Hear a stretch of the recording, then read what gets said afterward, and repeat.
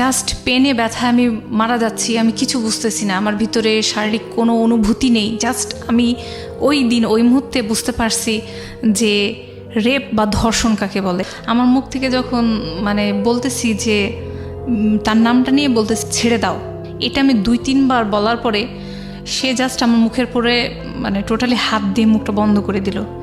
আমি নড়তেও পারছি না, কথা বলতে পারতেছি না, আমি নিজেকে অনেক চেষ্টা করছি ছোটানোর, আমি সেটা পাচ্ছি না। কিন্তু আমি বুঝতেছি যে আমি মারা যাচ্ছি, একবারে টোটালি মারা যাচ্ছি। আমার চোখ টোক দিয়ে মনে হচ্ছিল যে রক্ত বের হয়ে আসবে, মানে এতটা বেশি পেন আমার ছিল। আমি দুপুরবেলায় অ্যাকচুয়ালি যখন ফ্রি টাইম থাকি তো একটু শুয়ে শুয়ে ইউটিউব দেখি বা শুনি। তো খোঁজ পেলেন কিভাবে? এটা হোম পেজে আসছিল, আচ্ছা, হোম পেজে আসছিল। তো একদিন একটা আপুর মানে তার লাইফের গল্পটা শুনতেছিলাম, শুনতে শুনতে অলমোস্ট আসর পের হয়ে মাগরিব হয়ে যায়, তাও মানে আমার নেশাটা শেষ হয় না। মানে যখন মানুষের হ্যাঁ, কি নাম? Abeda Sultana. Abeda Sultana, it's a most clicking story YouTube right now. হ্যাঁ, আবেদা সুলতানা। তো এটা শুনতে শুনতে অনেক সময় পের হয়ে গেছে, তবু আমার ভালো লাগছে। তো মনে হয়েছে যে আমারও তাহলে কিছু বলার আছে, আমিও কিছু বলতে চাই। আবেদা সুলতানাকে শুনে অনেকেই আমাদের সঙ্গে যোগাযোগ করেছেন তার নিজের জীবন গল্পটা বলার জন্য। আমরা শুধু তাকেই ফেস করেছি আমাদের লাখ লাখ মানুষের সামনে, যেটা আসলে বলার মতো। তো খেয়ালি আপনি শুরু করতে পারেন একেবারে যেখান থেকে মনে আছে ছোটবেলা থেকে। আপনি তো জানেন আমাদের এখানে স্টোরি কিভাবে বলে আমাদের শ্রোতারা। জি, শুরু করুন প্লিজ। আমার বাবা মায়ের প্রথম সন্তান মেয়ে, মানে আমার বড় বোন। জি। তো যখন আমার বড় বোন হয় তখন অনেক আদর ভালোবাসা, অ্যাকচুয়ালি ফার্স্ট সন্তান হিসেবে উনি পাইছেন, কিন্তু সেকেন্ড চাইল্ড আমি ছিলাম। তো সেকেন্ড চাইল্ড হয়েছি মেয়ে। সো আমার মা অনেকটা মন ক্ষুণ্ণ ছিলেন, হইতে পারে কারণ সামাজিক আমাদের যে ট্র্যাডিশন চলে আসছে যে ছেলেই হইতে হবে বংশের মুখ রক্ষা করার জন্য। সো হয়েছে, ঠিক আছে। তারপরে আমার বাবা গভর্নমেন্ট সার্ভিস হোল্ডার ছিলেন। তো আমার বাবা সকালে চলে যাইতেন, আসতেন সন্ধ্যায়। তো যখন আমি একটু বড় হই, মানে 1 year ওল্ড, দেন আমার বাবা সকালবেলায় আমাকে খাওয়িয়ে যেতেন, আর সন্ধ্যায় যখন ফিরতেন তখন আবার নাকি যত্ন নিতেন। মিডিলে মা তেমন একটা টেক কেয়ার করতেন না, যাই হোক তাদের এক্সপেকটেশন ছিল ছেলে হবে। তো এইভাবে ধীরে ধীরে বড় হইতে থাকলাম। একটু মানে অন্য বাচ্চাদের তুলনায় আমি খাওয়া দাওয়া একটু ভালোভাবে করতাম। আমি মানে যত্ন না নিলেও ঠিক মতো বেড়ে উঠতেছিলাম মেয়ে হিসেবে। তো আমার এই খেয়ালি নামটা অ্যাকচুয়ালি আমার দাদু রাখছিলেন। তো আমি দেখতে একটা, আমি জানি না টেলিভিশন একজন মানে উনি মেবি সংবাদ পড়তেন, না হলে বলতেন, তার ফেসটা নাকি আমার মতো কিছুটা ছিল। তো ওনার নাম ছিল খেয়ালি। তো সেই থেকে আমার দাদু আমাকে আমার নামটা দেয় খেয়ালি। তো যাই হোক, এভাবে আমার স্কুলে ভর্তি, পড়াশোনা ভালো ছিলাম মোটামুটি। 4 ভাই বোন আমরা। এরপরে আমার পরে আমার পরে আবার আমার ভাই হয়। ভাই হওয়ার পরে অনেক বছর পরে আবার আর একটা বোন হয়েছে। আমরা 4 ভাই বোন, 3 বোন 1 ভাই। তো আমার পরে যে ভাই হয়েছে সে তো বংশের মুখ রক্ষা করেছে আলহামদুলিল্লাহ। তো যাই হোক, আমার মা সাকসেস। তারপর স্কুলে টিচার আমাকে অনেক ভালোবাসতেন। আমার মনে আছে ম্যাডামরা আমাকে কোলে নিয়ে বসে থাকতো, মানে যতক্ষণ আমার মা না আসবে ততক্ষণ তারাই নিয়ে বসে থাকতো যে ছুটি হচ্ছে, দাঁড়াও তোমার মা আসুক তারপরে তোমাকে দেওয়া হবে। এইভাবে তাদের আদর ভালোবাসা, নাচ গান সব কিছুতে বলতে গেলে একটু ক্যাপ্টেন টাইপের ছিলাম। যখন একটু বড় হইলাম, একটু মানে 6 থেকে 7-এ উঠলাম, তারপরে 7 থেকে 8-এ, এই একটু একটু বড় হওয়ার সময়টাতে অ্যাকচুয়ালি মেয়েদের লাইফে অনেক প্রেম ভালোবাসা, অনেক প্রপোজাল আসে, অনেক প্রপোজ পায়। তো এটা সবারই ক্ষেত্রে হয়। তো আমাদের ফ্যামিলিটা অ্যাকচুয়ালি ছিল মানে যাকে বলে ইসলামিক মাইন্ডেড, এবং আমাদের পাড়াটাকে বলা হয় যে মৌলবি পাড়া। আমাদের দাদু দাদি, আমাদের বাবারা সবাই মসজিদ নির্মাণ করেছেন। তারা অনেক ডিস্ট্রিবিউশন মানে এই ক্ষেত্রে তাদের আছে, মানে মসজিদ, দান খয়রাত এসব কিছু। যাই হোক, তো ফ্যামিলিগতভাবে অনেক হেজাব পর্দা শুরু থেকে। তো অনেকে পিছন মানে সেই যুগটাতে পেছন পেছন স্কুলের পেছনে পেছনে ছেলেরা হাঁটতে হাঁটতে যেত, আসতো, চিঠি দিত, ফুল দিত। তো এগুলো আমার স্বভাব ছিল কেমন, যে আমার বন্ডিংটা আমার বাবার সাথে অনেক ভালো ছিল। এগুলো পেলে তখন বাসায় নিয়ে এসে আমার বাবাকে বলতাম, আমরা আব্বা বলে ডাকি, আপনি বলে। এই যুগের ছেলেমেয়েরা তুমি বলে, বাট আমরা আপনি ওইভাবে সম্মান করে চলে আসছি। তো আব্বাকে দিয়ে বলতাম যে আব্বা এটা একজন দিল, একটু দেখেন তো। পরে আমি সরে যাইতাম, মানে আমার অত ইন্টেনশন ছিল না যে কি দিয়েছে কি হয়নি একটু দেখি, তো এটা মাইন্ডে আসতো না। অনেক সময় গিফট পাইতাম, চকলেট বক্স ভরা ভরা। হ্যাঁ, কে একটা ছোটো বাচ্চা নিয়ে এসে আপু তোমাকে একটা ভাইয়া দিয়েছে, ঠিক আছে নিলাম। কে দিয়েছে কি দিয়েছে এত বুঝি নাই, চিরকুট দিয়েছে বক্স চকলেটের, বেশ ভালো কথা, বাসায় নিয়ে এসে দিলাম। ওইটা আমাকে খেতে দেওয়া হইতো না। তো সেই সময় একটা মানে সব মেয়েদের মধ্যে একটা ক্রেজিনেস ছিল, ম্যাডামের ছেলে সুন্দর হ্যান্ডসাম, গান করে, আমাদের সাথে পড়তে আসছে, সবাই কেমন জানি ঝাঁপিয়ে পড়তো কথা বলার জন্য। তো আমার এই জিনিস যেহেতু ছোটোবেলা থেকে ওইভাবে বড় হয়েছি না, প্রেম ভালোবাসা কি জিনিস করা যাবে না, গুনাহ, ভালো কথা। তো ওই ছেলেটা মানে ফলো করতো, 10-12 জনের ব্যাচের মধ্যে সে ফলো করতো, তার আগ্রহ ছিল মেয়েটা কি কেমন তার সম্পর্কে জানবো। কিন্তু আমার মানে ছেলে মানুষ মানে বিরক্তিকর, কেন কথা বলবো, এটা বিপদ। এটা আপনার ফ্যামিলি থেকে এইভাবেই ট্রিট করা হতো, মানে শেখানো হয়েছিল আপনাকে? হ্যাঁ, আরো তখন তো টেলিভিশন ছিল, তখন আমার মনে আছে হুমায়ুন আহমেদের নাটক আসতো, প্যাকেজ নাটক নামে বিটিভি থেকে, মেবি আজ রবিবার, তারপরে সামথিং কাইন্ড এরকম নাম হবে, আমি অ্যাকচুয়ালি এখন এত মনে নেই। কিন্তু ওগুলো দেখতাম যে প্রেম ভালোবাসা করা যাবে না, ধোকা দেয়, এই সেই ফ্যামিলি মেন। সো আমাদের মেন্টালিটি ওইভাবে গ্রো করছে যে হ্যাঁ করা যাবে না। আমার বিরক্তি লাগতো কারোর সাথে কথা বলবো, আমার তো একটা অঙ্ক করার টাইম নষ্ট হচ্ছে বা পড়ার টাইম নষ্ট হচ্ছে, কেন আলতু ফালতু, যাই হোক ওসব মাথা থেকে ঝেড়ে ফেলে দিতাম। কিন্তু ছেলেটা কি যেন ভেতরে ভালোবেসে ফেলেছে, কি করেছে। একদিন আমাকে একটা বই দিছে, আমার বই সে নিছিল, তো বইটা আমাকে দিয়েছে, বইয়ের মধ্যে চিঠিও দিয়েছে। পরে আমি তো দেখিনি, পরে বই খুলছে দেখি চিঠি পড়তেছে বইয়ের মধ্যে থেকে। তারপর তখন বুঝতে পারলাম যে চিঠির মধ্যে অনেক লাইফ স্টাইল লিখছি, ভালোবাসি হ্যান ত্যান। আমার ভালো লাগে না। একদিন তাকে ডাইরেক্ট বললাম, ডেকে বললাম যে তুমি এই যে পেছন আসতেছো, এগুলো করতেছো, এটা যদি তোমার আম্মু জানে তাহলে এটাতে কিন্তু অনেক সমস্যা হবে। দেখা যাচ্ছে যে আমাকে ফেল করায় দিচ্ছে এবং স্কুল থেকে আমাকে বের করে দিচ্ছে। তাই আমি চাই না যে তুমি এই ধরনের আচরণগুলো করো, এসব প্রেম ভালোবাসা, তুমি অনেক ছোট, ক্লাস আমরা সবে 8-এ পড়ি, তো এইসবগুলো বাদ দাও, এগুলো আমার পিছু নিবা না, আর কখনোই আমার পেছন আসবা না আমার বাসা পর্যন্ত। ছেলেটা তখন আর আসে নাই। তারপরে এভাবে যখন আমি 9-এ উঠলাম, মানে যেটা বলে বয়ঃসন্ধি, আমার ক্লাস 9-এ যখন আমার ফার্স্ট বয়ঃসন্ধি হলো, আমি একটু বড় হইলাম, তখন আমার মনে আছে যে জানুয়ারিতে, 1 জানুয়ারি আমার বাবা আমাকে একটা বোরখা নিয়ে এসে দেয়, ব্ল্যাক বোরখা। তো ওই দিনে আমার বোরখা নিয়ে আসে আমার বাবা, ব্ল্যাক বোরখা পরলাম, খুব খুশি লাগলো যে আমিও বড় হয়ে গেছি, আজ থেকে আমারও ট্রেডিশনটা মেনটেন হবে, ফ্যামিলি ট্রেডিশন। সো তখন থেকেই বোরখা স্টার্ট বললাম, ঠিক আছে যাতায়াত করি।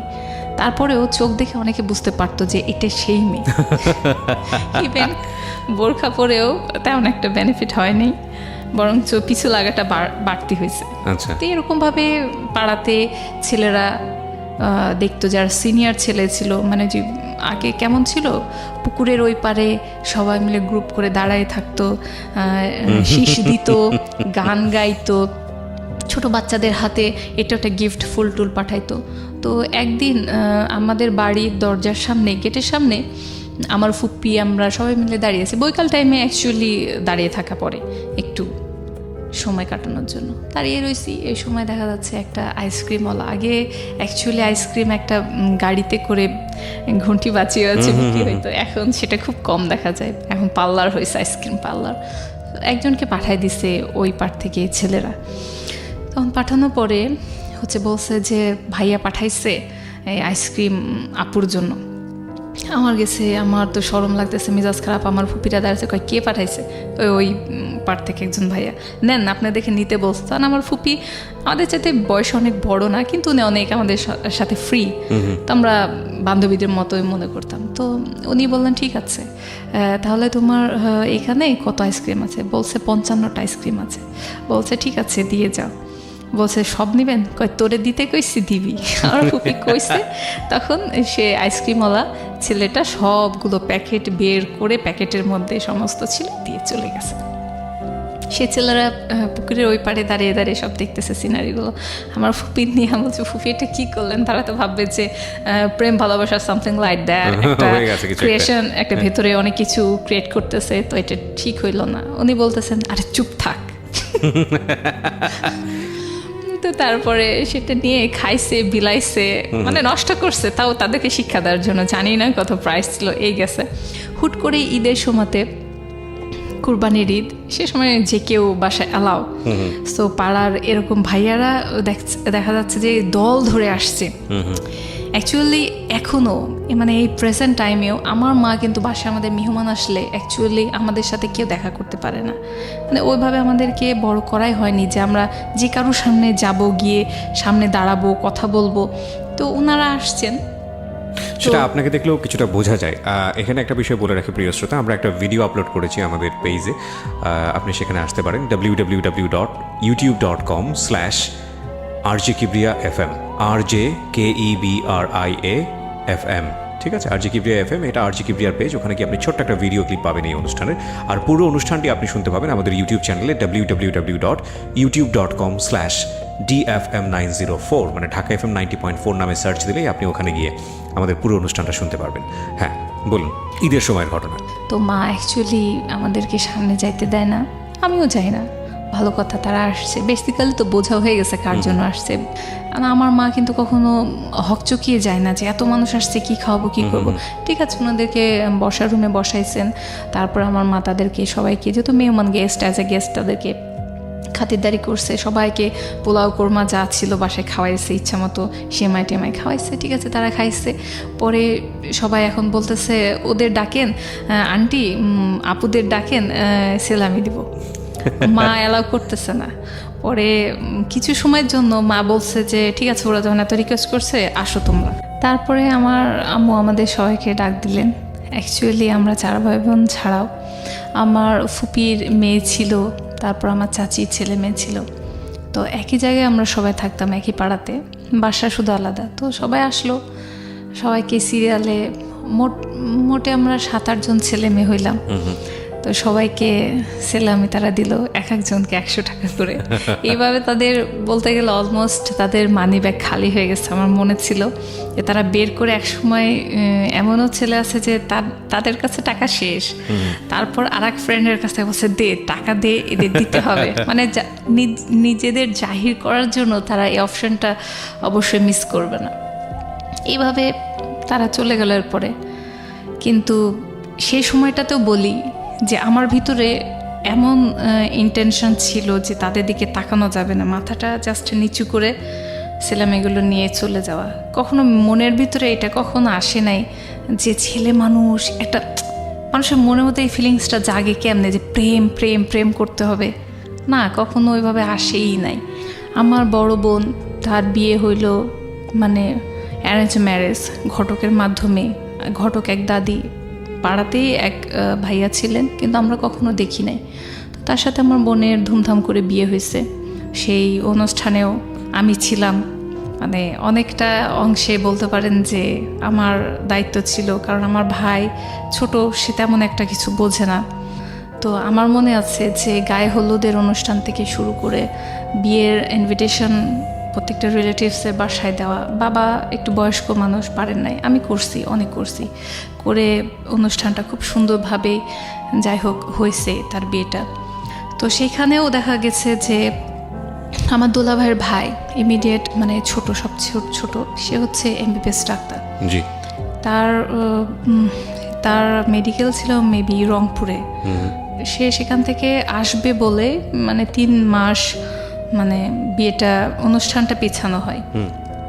তো দোলা ভাই মাঝে মধ্যেই আসতেন, যেহেতু বিয়ে কালমা হয়ে গেছে, 3 মাসের মিডিলে আসতেন, বেড়াইতেন। তো আমার ভালো লাগতো না, মানে দোলা ভাই আসলে ওই রুম থেকে ওই রুমে শুইতে হবে, ওই রুম থেকে মানে রুম চেঞ্জ, এটা নিয়ে রাত্রে দেখা যাচ্ছে হুট করে রাতের 11টা, মানে মোফাসল এলাকায় অনেক বেশি রাত। তো ঘুম এসে গেছি, দোলা ভাই ডিউটি শেষ করে আসছেন এই সময়, তখন রুম চেঞ্জ করতে হবে, জামাই বউ থাকবে। তো এটা আমার কাছে মানে ওই সেন্সটা আসতো না যে দোলা ভাই আসতে রুম ছেড়ে দিতে হবে, হ্যাঁ হ্যাঁ একটা মান সম্মান। আমি একটু চেঁচা করতাম, মানে আমি একটু ক্যাচ করতাম আমার মায়ের সাথে, এত রাতে কেন উঠবো, কেন ঘুম ভাঙতেছো, এই ভাল লাগে না, তোমার মেয়ের বিয়ে হয়ে গেছে, পাঠাই দাও না কেন। একটু এরকম বাচাল টাইপের ছিলাম তখন। মানে একটু গলার স্বর বড় করাতে বাবা এসে একটা থাপ্পড় মানে আমাকে। তারপরে মানে আমার জিদটাও তখন একটু বেশিই ছিল, বাবা কেন মারলো, আমার আব্বা আমারে মারছে, কত বড় ইনসাল্ট। বাবার প্রতি টানটা অনেক বেশি ছিল, বাবা কেন মারলো আমাকে। পরে এই জীবনে ফার্স্ট আমার হাতটা কাটা, এখনো স্পট আছে, অনেকে দেখে মনে করে মেবি কোনো প্রেম ঘটিত। ওকে ওকে, তো সাধারণত ওটাই হয়, প্রেম ঘটিত। একমাত্র আমার ফ্যামিলি মেম্বাররাই জানে যেটা কিভাবে হয়েছে, কোন মুহূর্তে হয়েছে, কেন হয়েছে। আমার মা ব্যান্ডেজ করে দিলেন, কিন্তু এটা হয়তো বা প্রতিবেশীরা বা ফ্রেন্ড সার্কেল এসব কেউ মানবে না।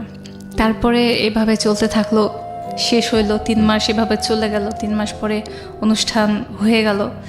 অনুষ্ঠান পরে যখন বোনকে উঠাই দেওয়া হইলো, তখন তার ভাই, মানে দোলা ভাইয়ের ভাই, ছোট ভাই, এমবিবিএস ডাক্তার, তার সাথে ফার্স্ট পরিচয় হইলো। এটা হচ্ছে তাদের বাসায় যখন অনুষ্ঠানটা হয়, মেহেদির অনুষ্ঠান। তো মেহেদি লাগানোর সময়তে আমার দোলা ভাই একটা শাড়ি আমাকে গিফট করছিলেন। এটা মানে শালিদের দিতে হয়, 2 শালি ছিল, দিয়েছিলেন। তো নতুন শাড়িটা ওই দিন পরছিলাম। সে মানে যা হোক একটা বার্গেনিং চলতেছিল যে মেহেদি দিবে, এই গায়ে হলুদ দিবে, এমন করতে করতে সে আমার শাড়ির মধ্যে মেহেদি লাগায় দেয়। আমার প্রচণ্ড খারাপ লাগে যে আমার দোলাভাই এত দামি একটা শাড়ি দিছে গায়ে হলুদের, আনকমন, সেটা নষ্ট করে দিলে মেহেদি দাগা যাবে না। পরে আমি সে অনুষ্ঠান ওই মুহূর্তে ছেড়ে দিয়ে আমি বাসায় চলে আসি। সবাই ছিল, আমি চলে আসছি। পরে ওনার ভাই তখন বুঝতে পারছে, তখন উনি বাসায় আসছে। এসে আমাদের বাসায় তারপরে অনুষ্ঠান ছিল, তারা আসছে। আসার পরে মানে খুঁজতেছিলেন যে ভাবির বোন কোথায়, তার কাছে সরি বলতে হবে। কিন্তু অ্যাকচুয়ালি আমি তখন আর সামনে আসি নাই কারো, আমি আমার মতো আমার রুমে ছিলাম। তারা অনুষ্ঠান সেরে খাওয়া দাওয়া সেরে চলে গেছে, তাদের সাথে অ্যাকচুয়ালি আমার দেখাই হয় নাই।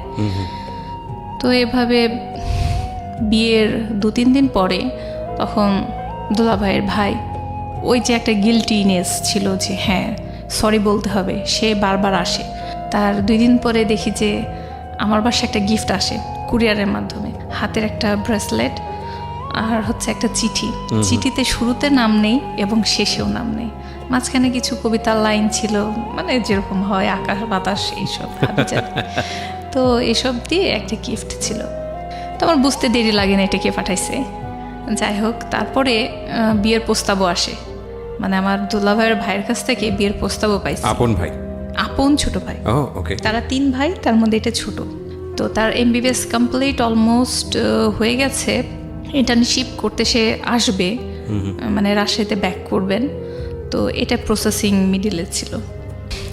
আমার বড় বোনের সামনেই আমার বড় বোনকে সে বলছে যে ভাবি 1 বছর আপনার বোনকে ওয়েট করতে বলেন, আমি ইনশাল্লাহ একটু ইস্টাবলিশ হয়ে নিয়ে বিয়ে করব। তো তখন আমার ভিতরে ফিলিংস তার জন্য আসে না, মানে সে আমার সাথে কথা বলছে, দেখছেন, এটাতেই সে ইমপ্রেস। কিন্তু বলতে গেলে এখন সবার সামনে বলি যে আমার দোলাভাইয়ের মানে সে সময় দোলাভাইয়ের ভাইয়ের চেহারাটা আমার পছন্দ হয় নাই।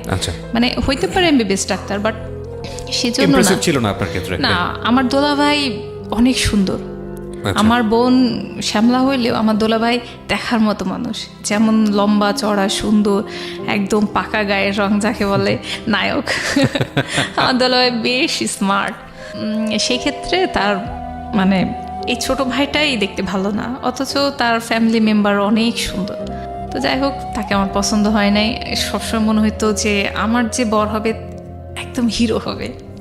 তো প্রেম ভালোবাসা করব না, মা বাবা বিয়ে দিবে একটা হিরোর সাথেই দিবে, মানে আগে ছোটবেলাতে যেমন চিন্তা ভাবনা। তো এই ছেলে মানে তখন বুঝতাম না যে ডাক্তার হয়েছে কি, তার একটা পজিশন আছে, বিয়ে করলে ফিউচারটা আমার ভালো হবে, এটা মাথার মধ্যে আসতো না। আমি বলছিলাম না না, আমি সব ওয়েট করতে পারবো না 1 বছর। কই তুমি কিছু বোঝো? আমি আমার তো বোঝা লাগবে না, আপনি জান তো জান। আমার বোন যখন দোলাভাইকে বলছে, তখন দোলাভাই বলছেন যে না, এক ফ্যামিলির মধ্যে এটা ঠিক হবে না, এটা খারাপ হবে। তো ঠিক আছে, তারাও আমার দোলাভাইও নিশ্চিন্তে গেছে, না এমএ তো এরকমই, এ তো মুখের উপরে বলে দেয়, এর ভিতর কিছু নাই মানে নাই, ঠিক আছে ওকে গেল, এই পার্ট শেষ। তার ভাইয়ের সাথে আমার আর কোনো যোগাযোগ নেই, কিচ্ছু নেই। এমনি তখন মোবাইল ফোন ছিল না, সেই সময় মোবাইল ফোন আসছে রাজশাহী তো অনেক পরে। তো আমাদের বাসায় তখন ল্যান্ডলাইন ফোন ছিল, টেলিফোন যাকে বলে। তো এভাবে চলতে থাকলো। আমি ভর্তি হইলাম, দোলাভাই ভর্তি করাই দিলেন। তখন ভর্তি হওয়ার অলমোস্ট 3 মান্থ। তখন বিয়ের পরে যখন আমার দোলাভাই হসপিটালে জব করেন। তো দোলাভাই ওখানে যা হোক চিকিৎসার জন্যই যে আমার বড় বোনের সাথে আমাকে যেতে বলছে। গিয়েছি, তো এখানে আরও সিনিয়র ডাক্তার ভাইয়ারা আছেন, তারা দেখছেন।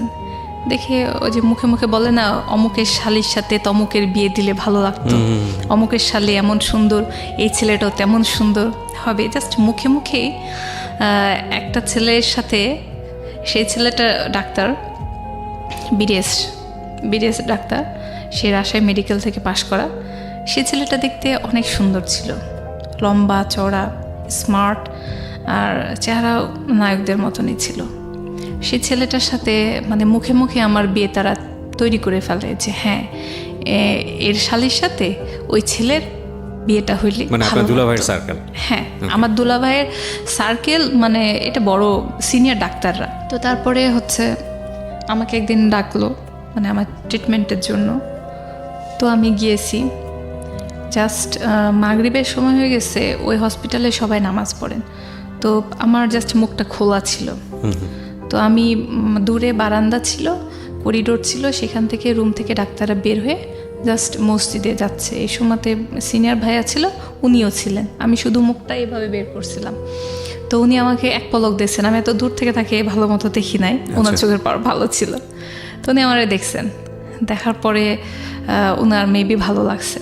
পরে যখন ট্রিটমেন্ট করার জন্য কেবিনে গেলাম, তো বড় ভাইয়ারা অ্যাকচুয়ালি আমার ট্রিটমেন্টটা করছেন, তাকে হাত দিতে দেয়নি, কিন্তু তিনি আমাকে একটা প্রশ্ন করছিলেন। তো তার প্রশ্নটা অ্যাকচুয়ালি সে এত আস্তে জিজ্ঞাসা করছে, আমি ঠিক মতো শুনতে পাই না। আপনি কি জানতেন ওনার সম্পর্কে আগে থেকে, নাকি আপনি জানতেনই না? না, জানতাম না, জানতাম যে উনি এখানকার ডাক্তার। আচ্ছা, সবাই উনি ডাক্তার। আপনাকে পছন্দ করছে বা ওনার সঙ্গে কথাবার্তা হচ্ছে, এগুলো কিছুই জানতেন না? আচ্ছা, কিন্তু বড় ভাইয়ারা তাকে বলতো, আমার দোলা ভাইকে বলতো, মুখে মুখে এগুলো হইতো। আচ্ছা। পরে আমি একটু এগুলো পরে জানতে পারছি। আমার বড় বোন এসে যখন দোলা ভাই বলছে, তখন আমাকে বলছে। পরে উনি আমাকে কি যেন একটা প্রশ্ন করেন, তার কণ্ঠস্বর আমি ভালো করে শুনতে পাইনি। আর সাহস করে মানে আমি অ্যাকচুয়ালি এখনো চোখ তুলে কারো দিকে তাকাইতেই শরম পাই। সময় লাগে। হ্যাঁ, হ্যাঁ, আমি অনেক অনুষ্ঠানে সময়- বুঝতে পারছি আপনি নিচের দিকে তাকিয়ে কথা বলছেন এবং অনেক পরে গিয়ে আপনি ইজি হচ্ছেন। হ্যাঁ, মানে অ্যাকচুয়ালি এই জিনিসটা আমাদের শুরু থেকে গ্রো করছে, মানে চোখে চোখ রেখে কথা বলা বা কারোর সাথে একদম জাস্ট আই কন্টাক্টে থাকা, এটা ভেতর থেকে একটা ফ্যামিলি লজ্জা। কালচারই হচ্ছে আপনাদের এটা। এখানে একটা বিষয় খুব খেয়াল রাখার মতো, প্রিয় শ্রোতা, আমরা প্রায় 1 ঘন্টার অর্ধেক সময় পার করে ফেলেছি। উনি যেই বিষয়টা বর্ণনা করছেন, যেসব ঘটনা উনি এখানে নিয়ে আসছেন, সেখানে আপনি একটা বিষয় খুব ভালো করে মার্ক করবেন যে উনি কী ধরনের পরিবারে বড় হচ্ছেন। সেটা ভালো না মন্দ সেটা আমি বলছি না, আমি বলছি ওনার বড় হওয়ার পরিবেশটা একেবারে ফুললি রিলিজিয়াস। এবং যদি আমরা বলি বোঝানোর জন্যে, সেটা হচ্ছে একটা রক্ষণশীল পরিবার। এবং সেই রক্ষণশীল পরিবারের একটা মেয়ে বড় হওয়ার জন্য যত ধরনের রক্ষণশীলতা প্রয়োজন, সেটা পরিবারের মধ্যেও ছিল, এবং যে পাড়াতে উনি বসবাস করেন সেই পাড়ার মধ্যে ওই জিনিসটা ছিল। সো এই জিনিসগুলো একটু নোট করবেন। এবং 8-10টা মেয়ের মতো বা 8-10টা ছেলের মতো যে জিনিসটা বয়সন্ধিকালে স্বাভাবিক, হয়তো একটা ছেলে একটা মেয়েকে ভালো লাগবে, কিন্তু একটা মেয়ে একটা ছেলেকে ভালো লাগবে, কিন্তু ওনার গ্রোন আপের সিস্টেমটা ডিফারেন্ট হওয়ার কারণে উনি এগুলোকে একদম পাত্তাই দিত না নিজের মধ্যে। কিন্তু ইন দ্য মিন টাইম বিভিন্নভাবে ওনার কাছে বা ওনার ফ্যামিলির কাছে বিয়ের প্রস্তাব আসছে, কারণ উনি দেখতে যথেষ্ট সুন্দরী ছিলেন। সো এই বিষয়টা একটু মার্ক করার মতো, কারণ গল্প যখন আমরা সামনের দিকে এগিয়ে নিয়ে যাব, এই বিষয়টা খুব খুব খুব ইম্পর্ট্যান্ট হয়ে দাঁড়াবে ভবিষ্যৎ গল্পের কাছে। জি বলুন। তারপরে উনি আমাকে কিছু প্রশ্ন করেছিলেন, সেটা আমি শুনতে পাইনি, বাসায় চলে আসছি। উনি হয়তোবা ভাবছেন যে মেয়েটা অহংকারী, সুন্দরী অহংকারী, মনে হয় প্রশ্নের উত্তর দেবে না। আচ্ছা, ঠিক আছে, উনিও যথেষ্ট সুন্দর, যথেষ্ট স্মার্ট, হ্যান্ডসাম, গায়ের কালার সাদা ফর্সা। বলে রাখলাম যে সে দেখতে কেমন। তো যাই হোক, তার কমতি কিছুই ছিল না। মানে আপনার বিষয়টা এরকম যে মনে ধরার মতো, মানে শুধু মনে ধরার মতো না, মানে সে 1000টা ছেলের মধ্যে দাঁড়িয়ে থাকলে মানে একটা চোখে পড়ার মতো, আলাদা করে চেনা যায়।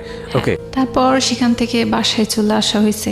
আমি বাসায় আসছি, পরে আমার বড় বোন বলছেন ডেকে আমার মাকে যে একটা ছেলে আছে তোমার জামাইয়ের সাথে, ওই ক্লিনিকেই আছে। তো ছেলেটা অনেক ভালো দেখতে, নামাজ কালাম পড়ে। প্রথমে আমাদের বংশে যে জিনিসটা মানে দেখা হয় সেটা না, নামাজ কালাম পড়ে। হ্যাঁ, নামাজ কালাম পড়ে কিনা, ফ্যামিলি মানে পর্দাশীল কিনা, বা তারা কেমন ব্যাকগ্রাউন্ড, অনেক আধুনিক না একটু রিলিজিয়াস। তো এইভাবে তারা বললো যে হ্যাঁ মা, ছেলেটা ভালো, যদি ছেলেটা প্রস্তাব দেয় তাহলে দেখতে পারো।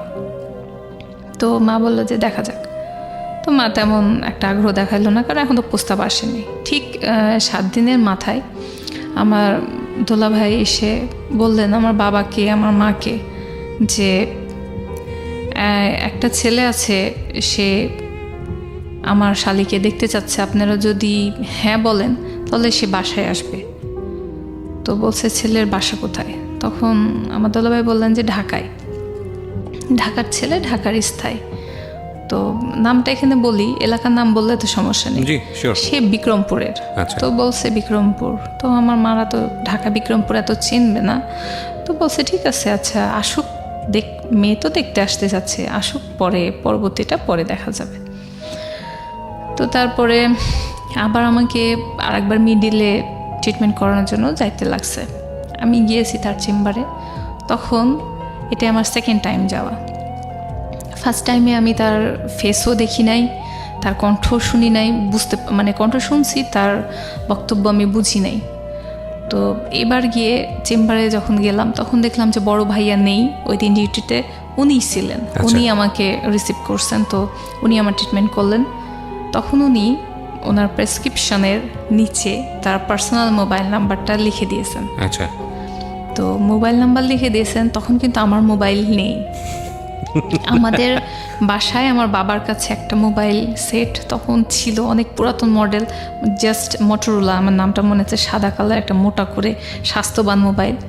কিন্তু তখনও সেটা আমরা ইউজ করি না, সাহস নেই ইউজ করার, বাবার ওটা। ঠিক আছে, পরে উনি একটা নাম্বার দিলেন, নাম্বারটা দিয়ে উনি নিচে লিখেও দিয়েছেন প্রেসক্রিপশন নিচে যে যদি সময় হয় কল করবেন। আমি ওটা তখন বুঝি নাই, বাসায় নিয়ে এসে যখন প্রেসক্রিপশন খুলে দেখছি কি কি দিয়েছে, তখন দেখতে পেলাম যে এখানে মোবাইল নাম্বার দেওয়া আছে আর একটু লিখে দেওয়া আছে। তো আমার একটু লজ্জা লজ্জা লাগলো যে ওনার মতো ডাক্তার আমাকে পাত্তা দিতে চাচ্ছেন কেন? উনি ডাক্তার হয়েছেন, এতটা লাইফ কাটাইছেন, নিশ্চয়ই ওনার গার্লফ্রেন্ড আছে অথবা কোনো সহপাঠী, মেবি ডাক্তার মেয়ে। আমি তো ডাক্তার না, আমি নর্মাল লাইনে পড়াশোনা করা একটা মেয়ে, আমি এখন ফার্স্ট ইয়ার পড়তেছি কলেজে। তো উনি কীভাবে আমাকে এটা কি চলতেছে আমি বুঝলাম না। পরে তখন আমার বড় বোনের সাথে ব্যাপারটা শেয়ার করলাম, বলছে যে তাই, সে তো তোকে দেখতে আসতে চাই, তুই কথা বল। আমি কথা বলবো, মোবাইল তো নেই আমার কাছে। ঠিক আছে, ব্যবস্থা করে দিচ্ছি, তুই তার সাথে কথা বল। তখন কথা আমি শুরুতে বলি নাই, উনি আমার বাসার টেলিফোন নাম্বারটা, যাই হোক দোলাভাইয়ের কাছ থেকে হোক, যেখান থেকে হোক, অ্যারেঞ্জ করছেন। তো উনি কল করছিলেন। তো কল করার পরে জাস্ট নাম্বার একটা ডিজিট মেবি ভুল হয়ে গেছে, অন্য জায়গায় চলে গেছে। পরে উনি আবার সেকেন্ড টাইম নাম্বারটা নিয়ে তখন আমাদের ল্যান্ডলাইনে ফোন করছেন ক্লিনিক থেকে। ক্লিনিকের নাম্বার দেখলেই আমরা মনে করি হয়তো দোলাভাই ফোন করছে আপুর কাছে। তো রিসিভ আমি করছি, তখন আমি রিসিভ করছি, উনি কথা বলতেছেন। তো ওনার কণ্ঠস্বর খুব চিকন, এত আস্তে কথা বলেন যে ফোনের মধ্যে ভালো করে বোঝা যায় না তার কণ্ঠস্বর। তো উনি বললেন যে আপনি কি খেয়ালি বলতেছেন? আমি বললাম জি। আপনি কে? তখন বললো তার নাম বলছে, তার নাম মিঠু। বলছে আমি মিঠু বলছি, আপনি কি আমাকে চিনছেন? আমি তো চিনে ফেলছি। তখন আমি বললাম জি। হ্যাঁ, আপনাকে তো আমি নাম্বার দিয়েছিলাম, আমাদের একটা সেমিনার ছিল পাবনাতে সব ডাক্তারদের, ওইখানে কোম্পানি থেকে আমরা গিয়েছিলাম। আমি সারাটা দিন আমার মোবাইলটা চেক করছিলাম, মনে হয় একটা ফোন কোথাও থেকে আসবে। অনেক ফোন আসছে, আমি বারবার দৌড়ে ফোনটা বের করছি, রিসিভ করছি, বাট একটা কণ্ঠস্বর শুনতে পাই নাই। আমি আশা করছিলাম কেউ আমার ফোন দিবে। তো আমি এমন ভাব নিতেছি যে আমি বুঝিই নাই সে কাকে বললো, জাস্ট আননোন পারসন। অবশ্যই একটা পর্দা আছে আমাদের ভেতরে। তখন আমি বললাম যে জি, কার অপেক্ষা করছিলেন? থাকা বাদ দেন।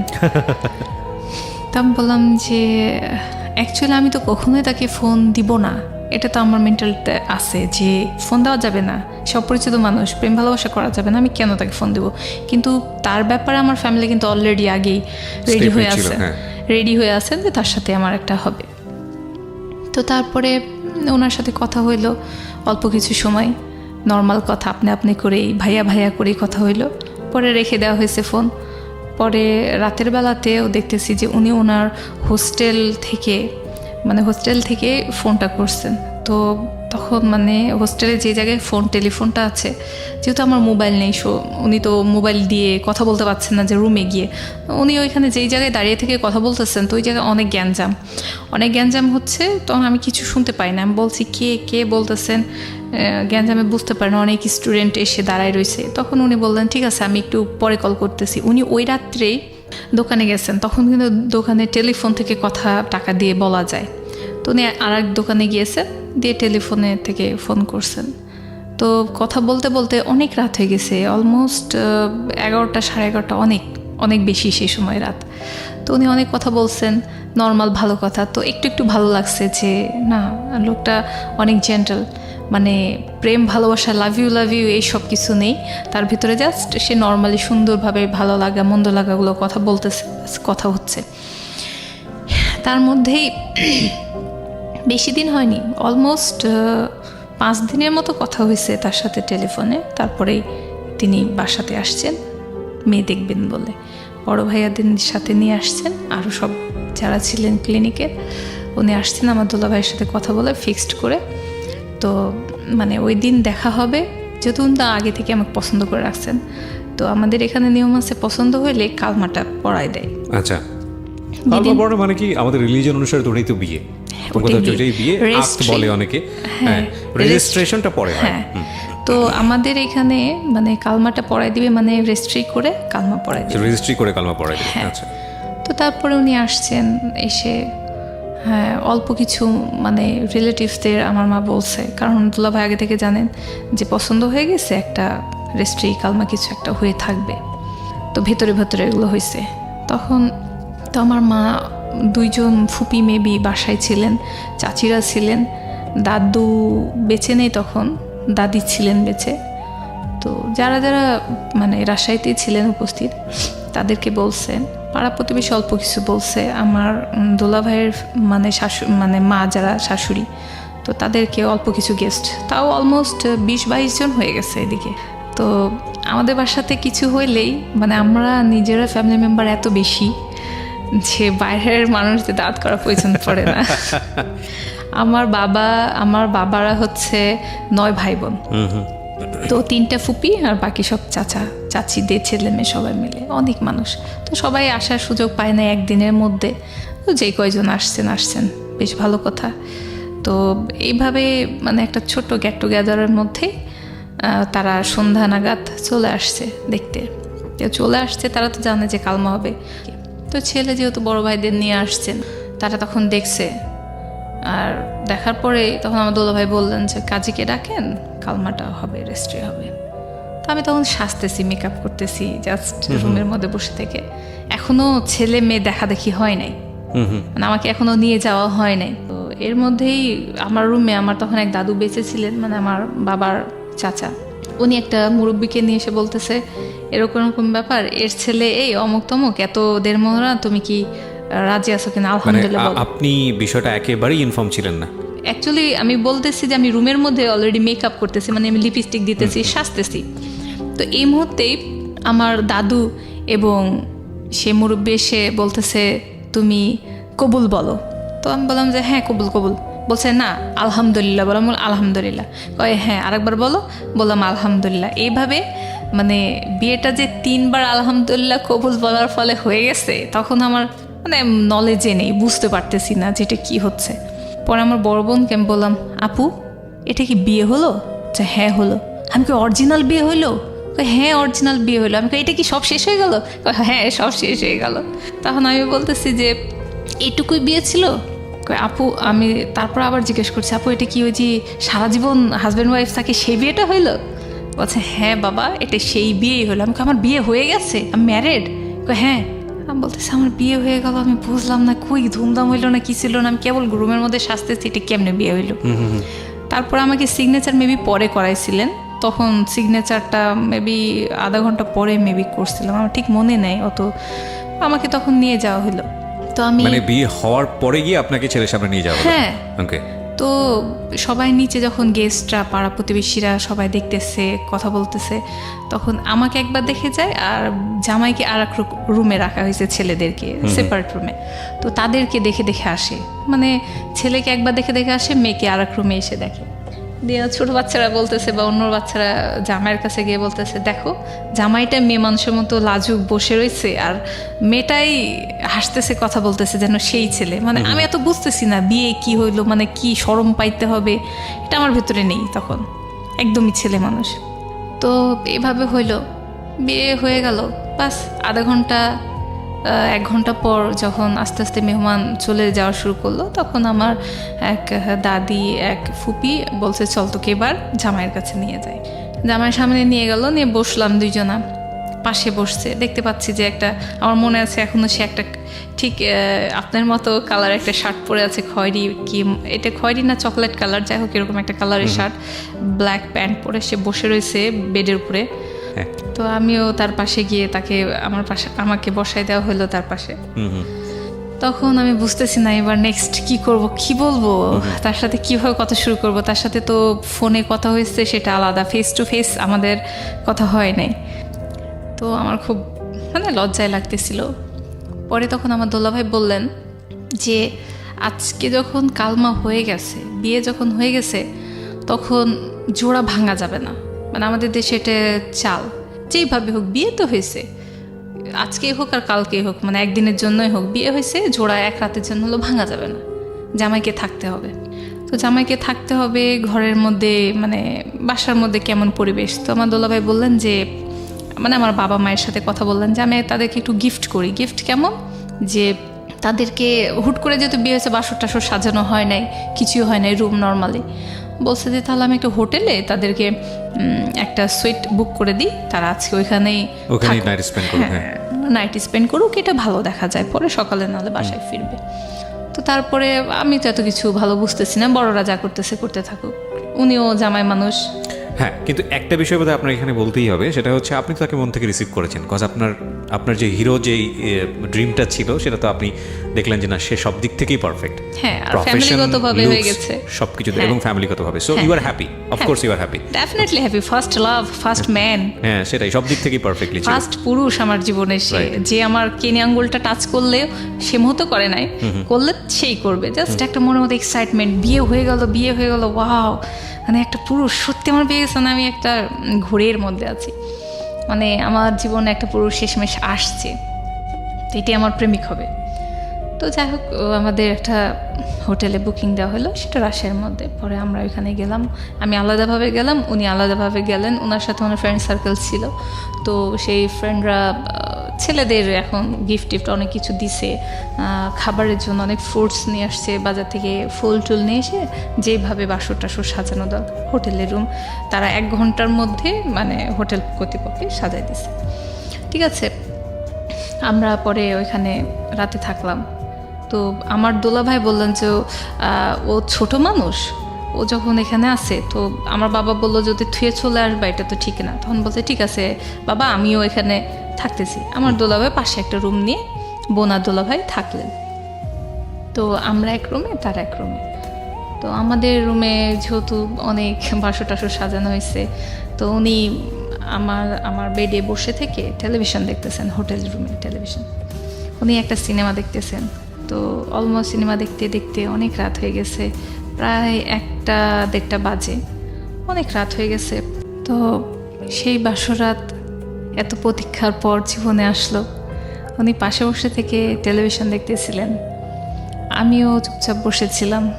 মানে জীবনে প্রথম একটা পুরুষ মানুষ এক জায়গায়, এক ঘরে, এক জায়গায় বসে আছি, যেটা কখনো কল্পনা করি নাই যে কারোর সাথে এভাবে কথা হবে, কি একটা ঘরের মধ্যে এক জায়গায় থাকতে, এখানে মা বাবাই দিতেছে, ফ্যামিলির লোকজন দিতেছে, এটা আমার কাছে খুব এক্সাইটমেন্ট ছিল, না জানি কি হয়।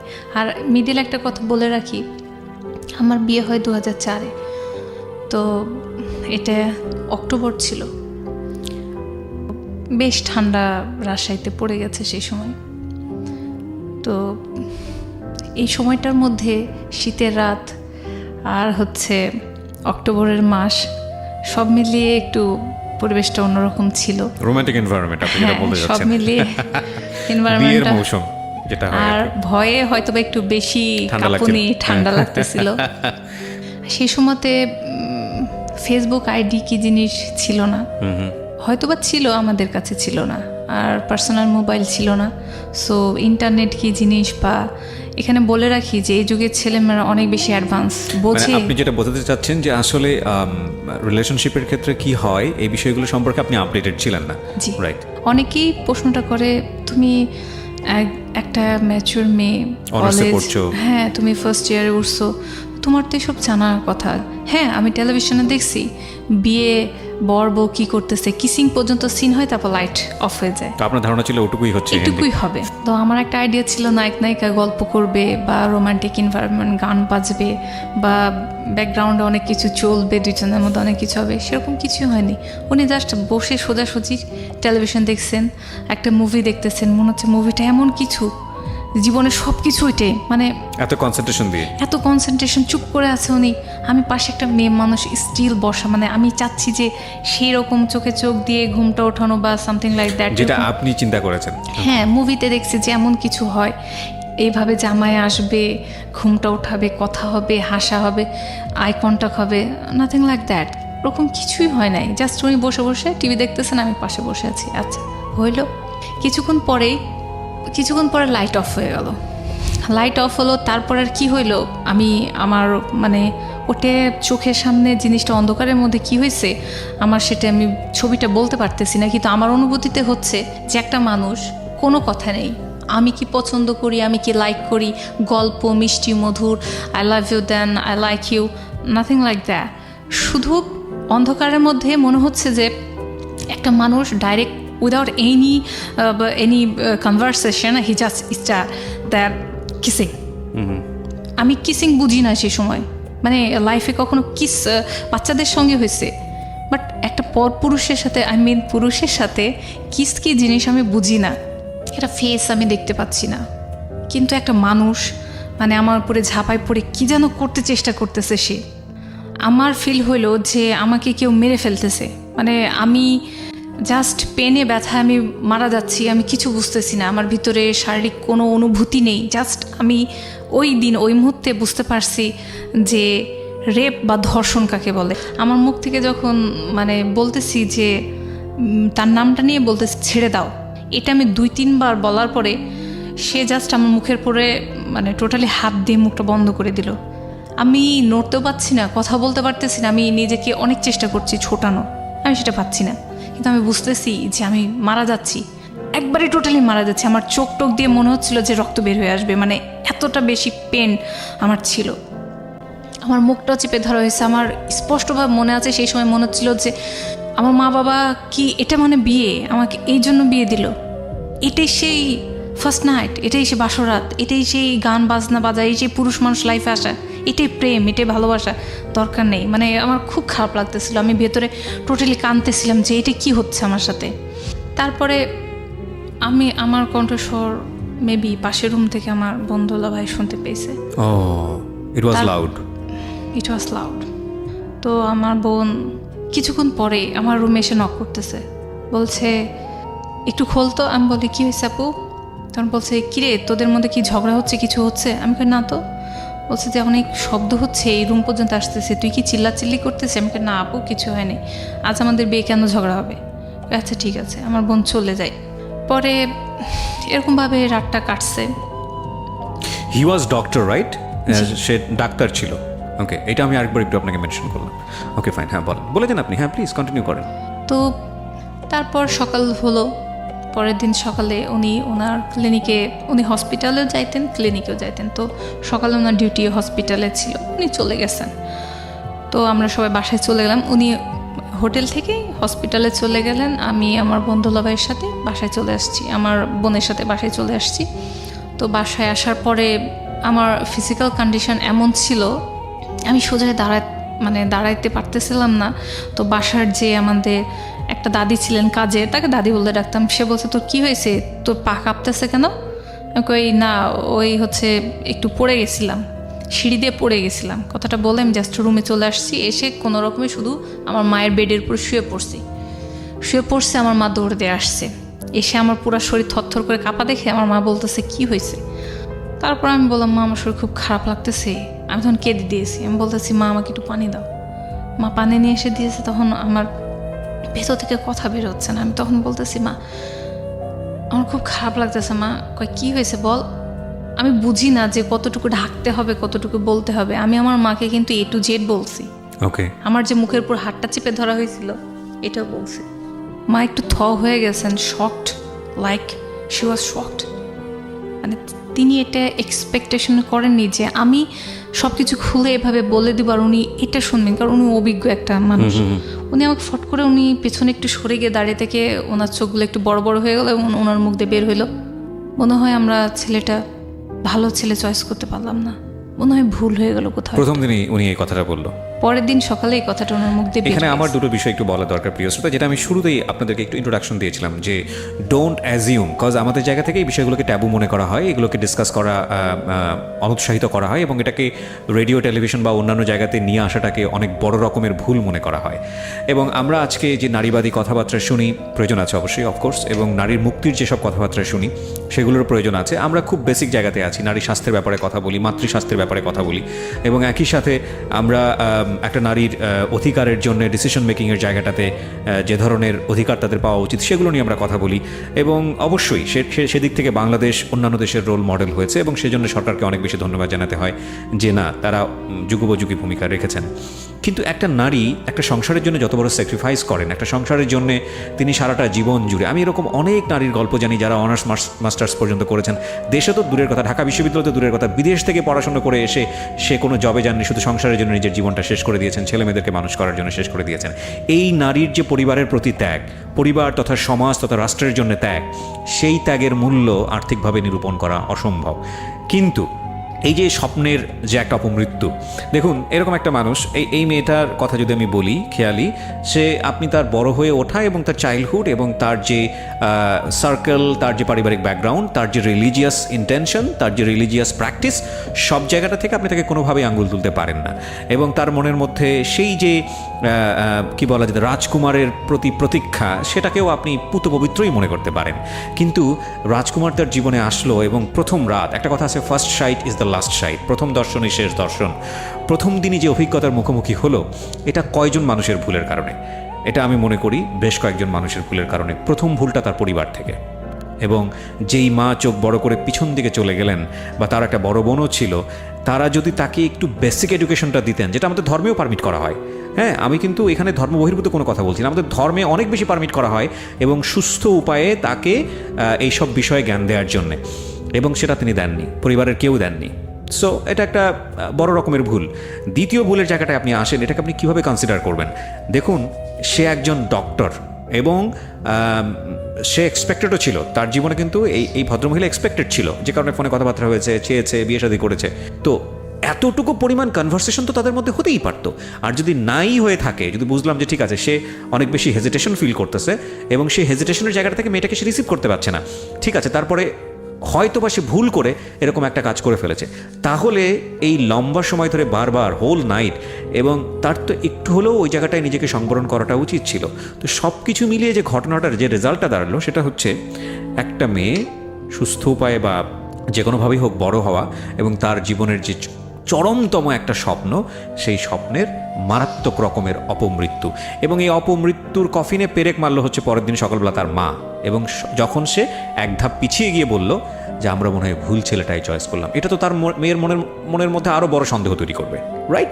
সো আপনারা দেখুন, এই ঘটনাটিকে ওই বাংলা সিনেমার বাসর রাত হিসেবে দেখলে হবে না। আমি বরং এই ঘটনাটিকে এভাবে দেখতে চাই যে একটা মেয়ের জীবনের ভয়ানকতম রাত, এবং সেটা শুধুমাত্র খেয়ালির জীবন না, বাংলাদেশের অনেক মেয়ের জীবনে এরকম ঘটনা ঘটে।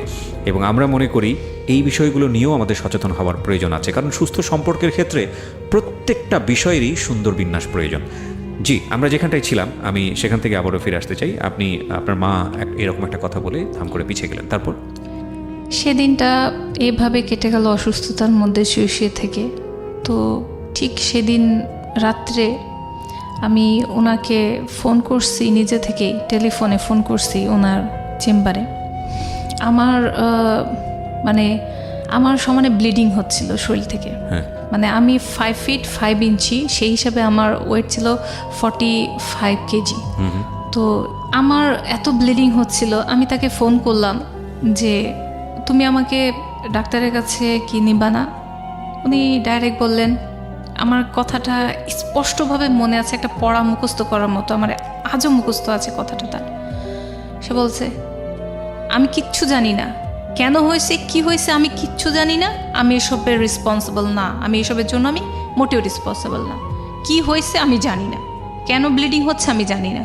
সে এ কথা বলে আমার তখন মনে হলো যে আমাকে কেউ 100 ভোল্ট আমাকে শক দিল।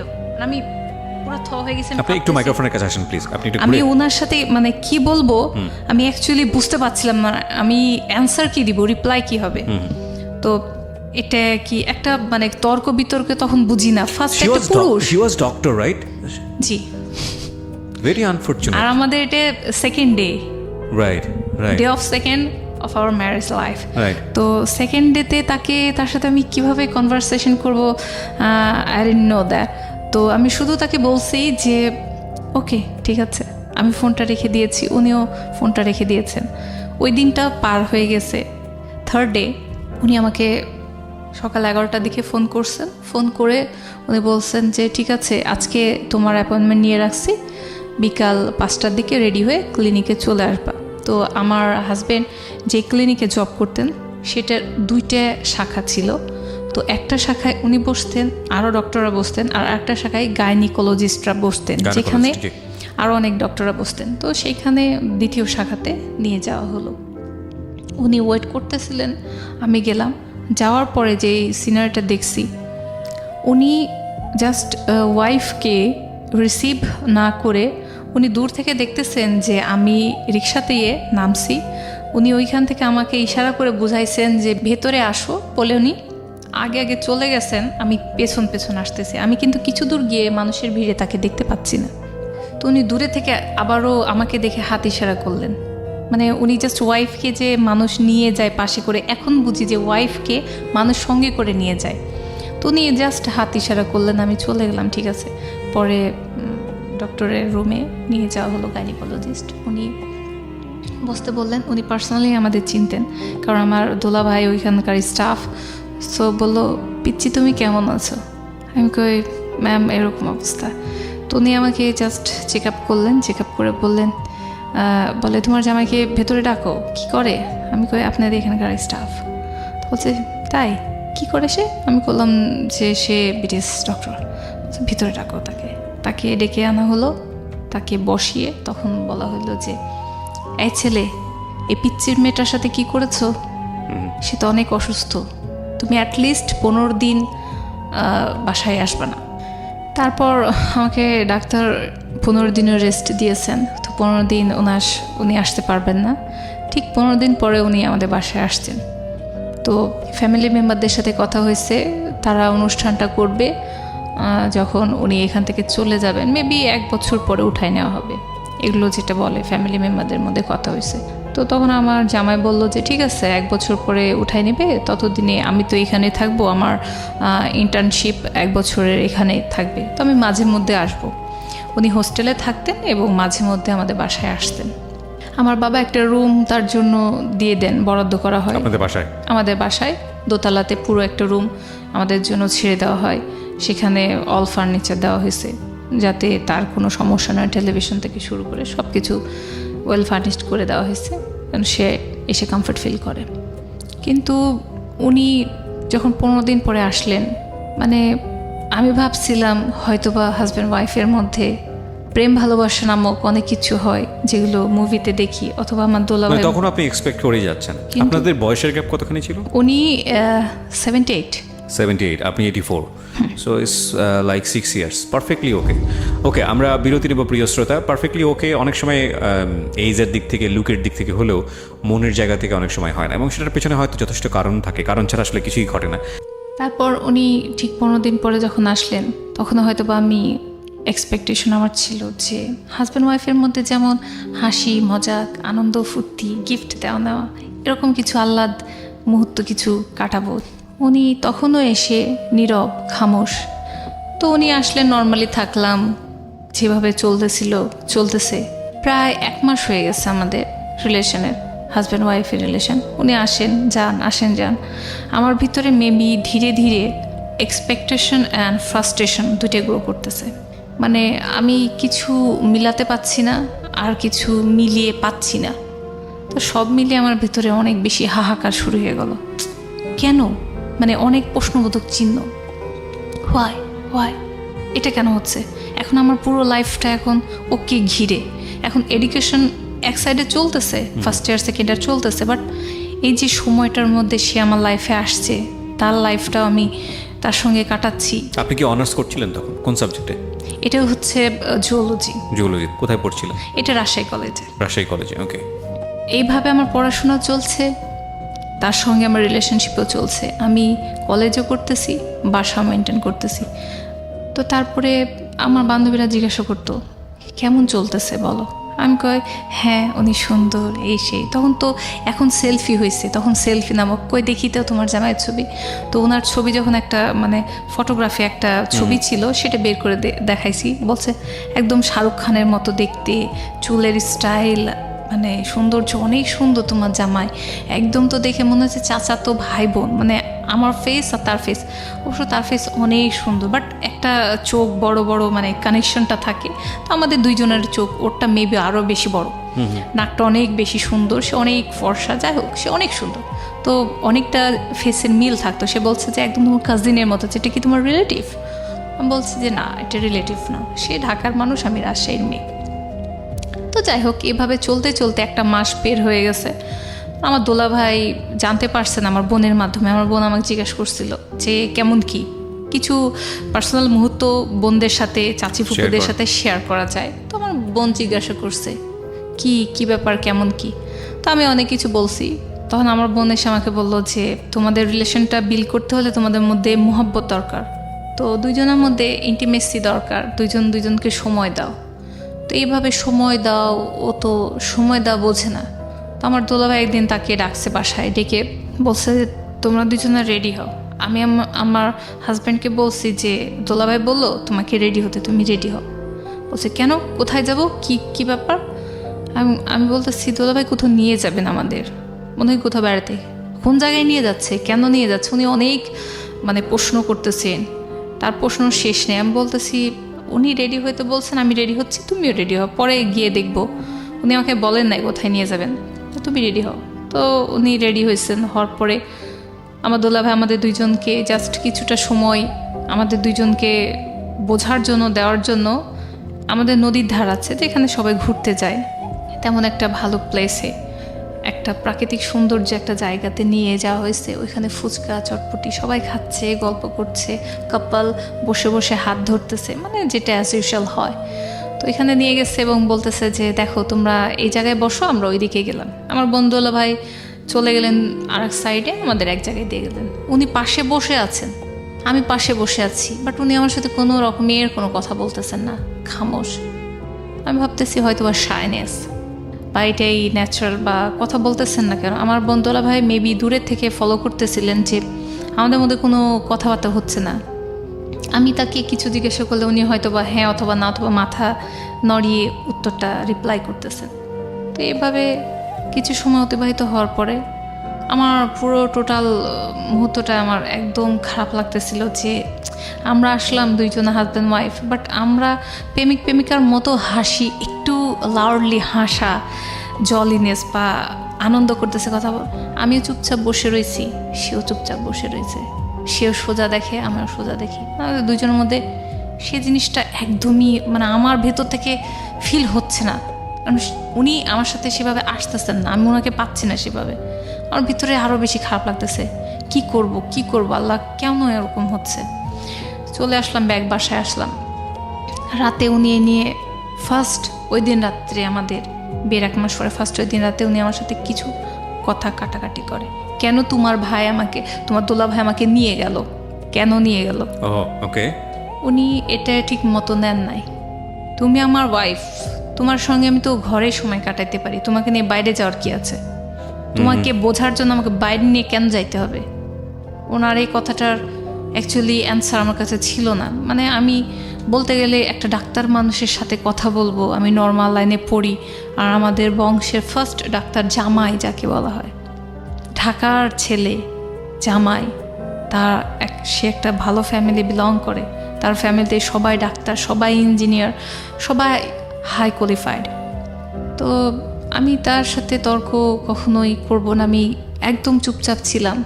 আমি ভাবছি ঠিকই তো, আমার জামাই তো ঠিকই বলছে, এটা বাইরে নেওয়ার কি আছে, ঘরেই তো আমরা দুইজন হাজব্যান্ড ওয়াইফ, তো থাকি না কেন। আসলে মনে হয় দুলাভাই এটা ভুল কাজ করছে। উনি আমাকে যেটা বুঝাইতেন ঠিক আমি সেভাবে ঘুরে যাইতাম, বুঝতাম। তো বুঝের জায়গাটা আমাকে সে ফিল আপ করে দিল। আমি বললাম ঠিকই তো। মেবি সপ্তাহে উনি 2 দিন আসতেন আর বাকি দিন আসতেন না, অথবা 3 দিন আসতেন বাকি দিন আসতেন না। তখন বাকি দিনগুলো আমি কেমন যেন অবুঝের মতো হয়ে গেলাম। সেই তো আমার হাজব্যান্ড, সেই তো আমার প্রেমিক, সে আমার পুরুষ, সে আমার জীবনের ফার্স্ট পুরুষ, সে কেন আসছে না?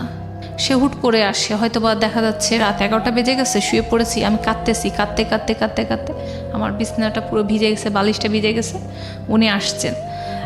আর আমি এখানে বলে রাখি, আমাদের বাসার যখন উনি আসতেন না, তখন আমি আমার মা বাবার সাথে নিচতলায় আমার রুমে আমি থাকতাম, আর উনি আসলে তখন দোতলায় উঠে যাইতাম। মানে আমি কেমন যেন একটা ঘোরের মধ্যে দিন কাটাচ্ছিলাম। কেন আসো নাই এই কথাটা মানে ওভাবে বলার মতো, রুডলি বলার মতো সাহস ছিল না, ওভাবে পরিস্থিতি ছিল না। বলতাম যে কালকে আসলেও তো পারতা, আমি তো রান্না করছিলাম। মানে এখন ওনার অবর্তমানে আমার যে ভিতরে রাগ, জিদ, প্রশ্ন, অস্থিরতা, হতাশা, পেরেশানি থাকতো, ওনাকে দেখলেই যেন কেমন যেন ঠান্ডা হয়ে যেতাম, একদম রিল্যাক্স। তার সামনে একদম গলার স্বর আস্তে করে, আসলেই তো পারতাম। কেমন যেন একটা চাপা অভিমান, সে আমাকে বুঝুক যে আমি অভিমান করছি, আমি রাগ করছি, আমার খারাপ লাগছে, এটা কেমন যেন আমি প্রকাশ করতে পারতাম না। আমার প্রকাশ ভঙ্গিমা ভালো ছিল না, হয়তো এটা শিখি নাই। না, এটাই পারফেক্ট ছিল ইনফ্যাক্ট। কারণ আমি বলবো যে প্রথম পর্যায়ে আসলে রাগটা খুব অ্যারোগেন্টলি না দেখানোটাই বেটার। হয়তো ধীরে ধীরে সেটা লাউড হবে, এটাই স্বাভাবিক। তবে এটা ঠিক যে ওই একটা কথা আছে আমাদের ওই ম্যানেজমেন্টে বলে, এটা গুড ম্যানেজাররা হচ্ছে অলওয়েজ ফায়ারটা না দেখে ফায়ারটাকে স্মেল করে, যে না আগুন লাগতে পারে এখানে, তখনই আগুন নেভানোর চেষ্টা করে। এরা হচ্ছে গুড ম্যানেজার, যেটাকে সহজ ভাষায় বলা হয়। তো আমি জানি না আপনার হাজব্যান্ডের ক্ষেত্রে কী হয়েছে, কারণ সংসারও তো একটা ম্যানেজমেন্ট সামহাও। জি। তারপর মানে হুট করেই, যেহেতু শেষের দিক দিয়ে আমাদের বিয়ে হয়েছে, 1 বছর কেটে গেল, 1 বছর মানে কয়েক মাস আমাদের কাছে। তারপর থেকে আমি নেক্সট ইয়ার মানে 2005 থেকে শুরু করলাম গোনা, যে জানুয়ারি থেকে শুরু হয়েছে। তাদের মানে কলেজ থেকে, রাজশাহী মেডিকেল কলেজ থেকে প্রতি বছরে একটা পিকনিক হয় ডক্টরদের জন্য। তো ওইখানে তার অনেক ফ্রেন্ড সার্কেল, বান্ধবীরা, ছেলে মেয়ে সবাই যাবে। তো এখানে অ্যালাউড ছিল যারা ম্যারিড তারা তাদের ওয়াইফকে নিয়ে আসতে পারে, বা যাদের বাচ্চা কাচ্চা আছে তারা তাদের ছেলে মেয়েদের নিয়ে আসতে পারবে। উনি যখন এসে বললেন যে এখানে আমাদের পিকনিকের অনুষ্ঠানটা হবে, সবাই দূরে যাবে, সরকার থেকে একটা বাস দিয়েছে, সবাই যাবে, আমারও ভালো লাগছে যে তাহলে আমিও যাব, ডাক্তার ওয়াইফ হিসেবে দেখা হবে, সবার সাথে কথা হবে। তো উনি আমাকে বললেন না আমি যাব না। আমি বলছি কেন, আমি তো অলরেডি ড্রেস সিলেক্ট করছি যে যাব একটা, তুমি তো বলছো হবে। বলতেছেন যে হবে বলেছি, কিন্তু তোমাকে নিয়ে যাব এটা তো বলি নাই। আমি বলছি যে এটা কি হইল, নিয়ে যাবে না? আমি বলছি যে নিয়ে যাবা না? বলছে যে তাহলে আমিও যাব না। আমি কই কেন, চলো একসাথে যাই। আমি তো বলি নাই তুমি যেও না, একসাথে যাই, দেখা হবে। কই না, ডাক্তারদের মাঝে আমি বিয়ে করেছি, তুমি তো নন মেডিকেল, তো সবাই জিজ্ঞাসা করলে অনেক সময় থাক, ওরা হাসাহাসি করবে, কি দরকার। আমি কই তুমি তাহলে কি দেখে পছন্দ করে, তাহলে তোমার তো উচিত হয়নি বিয়ে করা, এটা নর্মালি বলতেছি। সে বলতেছে যে বিয়ে করছি, আমার ভাল লাগছে, তোমার চেহারা দেখে আমার ভাল লাগছে, আর আমার মনে হয়েছে, উনি তখন বলেই দিলেন যে আমার মনে হয়েছে আমি অনেক কিছু পাবো এই ফ্যামিলি থেকে, আমি হেল্প পাবো। তখন আমি তাকে জিজ্ঞাসা করে ফেললাম কেমন হেল্প, হোয়াট ইজ হেল্প। এই প্রশ্নটা রেখে আমরা একটা বিরতিতে যাই। প্রিয় শ্রোতা, সংসার একটা অনেক বড় যুদ্ধক্ষেত্র। যারা সংসার করছেন এবং বিশেষ করে যারা 20, 30, 40, 50 বছর পার করে দিয়েছেন সংসারে, এরকম পাওয়া খুব মুশকিল। 50 বছরের সংসার জীবন হয়তো অতদিন বেঁচে থাকে না, তবে থাকে 2-1জন রেয়ার আছেন। এই যে 20-30 বছর যাবৎ যারা সংসার করেন, এদের সেলিব্রেশনটা অনেক বড় করে হওয়া উচিত। বড় করে হওয়া উচিত এই কারণে যে এই লম্বা সময় ধরে তারা নিজেদেরকে মানিয়ে নিয়েছেন। এবং এটা ঠিক যে একটা মানুষের সম্পর্কে থাকা, মানে রিলেশনশিপে থাকা, ফ্রেন্ডশিপে থাকা বা প্রেমে থাকা, যেটাই বলি না কেন, সেটা আর সংসার দুটোই কিন্তু অন্যরকম আলাদা বিষয়। কারণ দুটো মানুষ যখন কাছে আসেন, ওই যে উনি যেটা বলছিলেন যে ফিলিংসের জায়গাটা, অনুভূতির জায়গাটা, একটা স্বপ্নের জায়গাটা, একটা ইলিউশনের জায়গাটা, ওই ইলিউশন জায়গাটা আর তখন থাকে না। ওটা যখন বাস্তব হয়ে ধরা দেয় এবং সেই বাস্তবতা আর মনের স্বপ্নের জায়গাটা যখন বিপরীতমুখী হয়, তখন শুরু হয় অন্যরকম একটা যুদ্ধ। সেই যুদ্ধে কাউকেই পাওয়া যায় না, ইনফ্যাক্ট পাশে কাউকে পাওয়া যায় না। পাওয়া যায় না ইনফ্যাক্ট এই কারণে যে আমাদের পারিবারিক শিক্ষাটা এরকম না যে আমরা একদম ভেতরে গূঢ়, মানে নিগূঢ় বিষয় যেটা আমাদের জীবনে খুব গুরুত্বপূর্ণ, সেগুলো নিয়ে কেউ ডিসকাস করার মতো থাকে। এবং এটা আসলে খুব গুরুত্বপূর্ণ। এই বিষয়গুলো নিয়ে এখন আমাদের সমাজে অনেক কথা হচ্ছে, ছোটোখাটো বিষয় নিয়ে আলোচনা হচ্ছে, মেয়েরাও অনেক নিজেদের ভয়েস রেইজ করছেন। এবং আমার মনে হয় যে এই বিষয়গুলো সাইকিয়াট্রিক অ্যাঙ্গেল থেকে আরও বেশি পরিমাণে ডিপলি ব্যাখ্যা হওয়া প্রয়োজন। কারণ দুজন মানুষ যখন সংসার করেন, তখন দুজন মানুষের চলতে ফিরতে যে বিভিন্ন রকমের সমস্যা, সেই সমস্যা সমাধানের জন্য সেরকম ইনস্টিটিউট থাকা উচিত, সেরকম লেখাপড়া থাকা উচিত, সেরকম প্রতিষ্ঠান থাকা উচিত যেখানে গিয়ে মানুষ নিজেদের কাউন্সেলিংগুলো নিতে পারে। আমরা গেস করছি যে এই সংসারটা হয়তো ভবিষ্যতে আমরা যা শুনবো সেটা আরও বিপরীতমুখী হয়েছে, কিন্তু সবসময় যে কথাটা বলি, জীবন গল্পে আসলে কখনোই কোনো অনুমান করবেন না, কারণ এর পরের বাকি এসে আপনি জানেন না কি ওয়েট করছে। তারপর উনি হেল্প চাইছিলেন, তো আমি তখন ওনাকে বললাম যে হোয়াট ইজ হেল্প, কেমন হেল্প? তো উনি বললেন যে দেখো, আমি তো আমার তার বাবা আরেক জায়গায় বিয়ে করছিলেন, তার বাবার অন্য জায়গায় সংসার ছিল, তো ওনারা অ্যাকচুয়ালি চাচাদের হেল্পে চাচাদের বাসাতে পড়াশোনা করে এত দূর আগাইছে। তারা সবাই ওয়েল এডুকেটেড, সবাই ইঞ্জিনিয়ার, সবাই ডক্টর। তো উনি বললেন যে অনেক হেল্প নিয়ে বড় হয়েছে। আমার মায়ের স্বপ্ন ছিল যে আমাকে একটা বড় ক্লিনিক করে দিবে আর আমি আমাদের বাসাটা অনেক বড় করব। তো ঢাকাতেই স্থায়ী তাদের জমি জমা আছে, সেখানে তাদের বাসা। তো উনি বললেন যে আমাকে হেল্প করতে হবে। তো আমার একটু ভয় লাগতেছে, হেল্প মানে এটা যৌতুক চাচ্ছে মেবি। তো আমি বলতেছি যে এটাকেই তুমি যৌতুক চাচ্ছ? বলছে না না, এটা যৌতুক কেন হবে, হেল্প মানে তোমার হেল্প চাচ্ছি। আমাকে কেমন হেল্প? বলছে তুমি আমাকে সাপোর্ট করবা। আমি তোমার ওয়াইফ, অবশ্যই সব রকমের সাপোর্ট তুমি আমার কাছ থেকে পাবা। তখন বলছে যে আমাকে আর্থিক সাহায্য করতে হবে। উনি কথাটা এইভাবে ভদ্রভাবে বলছেন। উনি বলছেন আমাকে একটু আর্থিক সাহায্য করতে হবে। আমি কই ঠিক আছে, তুমি বাবার সাথে কথা বলো, আমার আব্বাকে বলিও। তুমি বলতে পারবা না? আমি কই যে আমি কি বলবো, এলোমেলো হয়ে যাবে, হয়তো আমি তাদের বুঝে বলতে পারবো না। তো তোমার কথাটা বড়দের সাথে তুমি সেভাবে, তুমি একজন শিক্ষিত মানুষ, সুন্দরভাবে উপস্থাপন করতে পারবা। তো এই কথাটা যখন বললাম, তখন উনি বললো যে ঠিক আছে, সময় হোক, আমি চলে যাওয়ার আগে তোমার বাবা মায়ের সাথে বসবো। মানে ওনার ট্রেনিং শেষ হয়ে গেল, উনি যেদিন চলে যাবেন তখন বলবেন। তো 2005-এ ওনার অগস্টে ট্রেনিং শেষ, তো উনি চলে আসবেন ঢাকায়। তারপরে আমাদের উঠায় নেওয়া যা হবে। ইন দ্য মেন টাইম ওর ফ্যামিলি থেকে কেউ আসেনি আপনাদের এখানে আপনাকে দেখতে, বা কেউ করতে আসেনি? না, তাদের যেহেতু বাবা ছিল না, তো পরবর্তীতে ধীরে ধীরে বুঝলাম যে এটাই নর্মাল, তাদের ফ্যামিলিতে এটা নর্মাল। কারণ মায়ের তেমন একটা অবস্থান তাদের জীবনে এটাই আছে যে তার মা মানে ধর্মীয় অনুশাসন অনেক পালন করেন, একদম 24 ঘন্টায় নামাজে আমার শাশুড়ি বসে থাকেন, কোরআন, নামাজ, খতম এইসব নিয়েই উনি অনেক ব্যস্ত। দারুণ মজার ব্যাপার যে আমার শ্বশুর যে সময় বিয়ে করেন, উনি ইঞ্জিনিয়ার ছিলেন খুলনাতে। তো যখন ওনারা সরকারি কোয়ার্টার থাকতেন, তখনই আমার ননাস প্রেম করে আমার এই নন্দায়ের সাথে বিয়েটা হয়েছে ভেগে। যে সময় আমার শ্বশুর বিয়ে করেছেন, সেই সময় আমার ননাসও বিয়ে করেছেন। তো এত কিছুর পর এখন হুজুর যা হোক হয়ে গেছেন হুজুর, ওকে ঠিক আছে, নো প্রবলেম, মানুষ চেঞ্জ হয়। তো ওনার একটু আপত্তি ছিল যে মিঠু কেন একা একাই মেয়ে দেখে বিয়েটা করলো, আমাকে জামাই হিসেবে, আমি তো বংশের হেড, আমাকে নিয়ে আসা কেন হলো না? উনি মনক্ষুণ্ণ, উনি রাগ, উনি কথা বলবেন না। আর উনি যদি আমার জামাইয়ের সাথে কথা না বলেন, তাহলে আমার শাশুড়িও মানে একটু সহজভাবে আমাকে মেনে নেবেন না। তারপরে এভাবে তার ফ্যামিলি থেকে মানে একটু দলাদলি চলতেছে যে তারা আসবে কি আসবে না, নিবে কি নিবে না। তো আমার জামাই চলে যাওয়ার প্রস্তুতি চলতেছিল, মানে একটা মাস, যে শেষের মাসটা চলতে চলতে মানে সে সব কিছু গুছাচ্ছে, সে তার ক্লিনিকে কাজ করতেছে, এখান থেকে যে টাকাটা আসে, আমাকে বলছে যে দেখো এখন তো তোমার কাছে বেশি আসতে পারবো না, আমি একটু ক্লিনিকে সময় দিই, কারণ এখান থেকে সার্টিফিকেট পাবো এবং বেশ কিছু টাকা পাবো, এই টাকাটা দিয়ে বাসায় নিয়ে যাবো। সে অলমোস্ট সে 1.5 লাখের মতো সব মিলিয়ে তার টাকা সে গুছাইছে। তো আমার হাজব্যান্ড বললো যে আমি কিছু টাকা ইনকাম করতেছি, তো এটা বাসায় নিয়ে যাব। আমি বললাম ঠিক আছে নিয়ে যাও, সমস্যা নেই।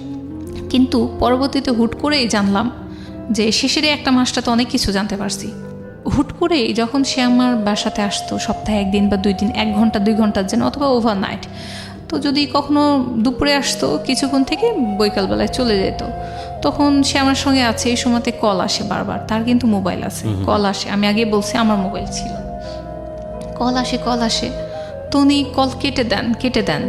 আমি তখন বলতাম যে কল রিসিভ করো, তো হয়তো তোমার কোনো ফ্রেন্ড বলছে হ্যাঁ ডক্টর রেমন নামে বা অন্য কোনো ডক্টরের নাম দিয়ে সেভ করা আছে। আচ্ছা, তো উনি কেটে দিতেন, আমি বুঝতাম না।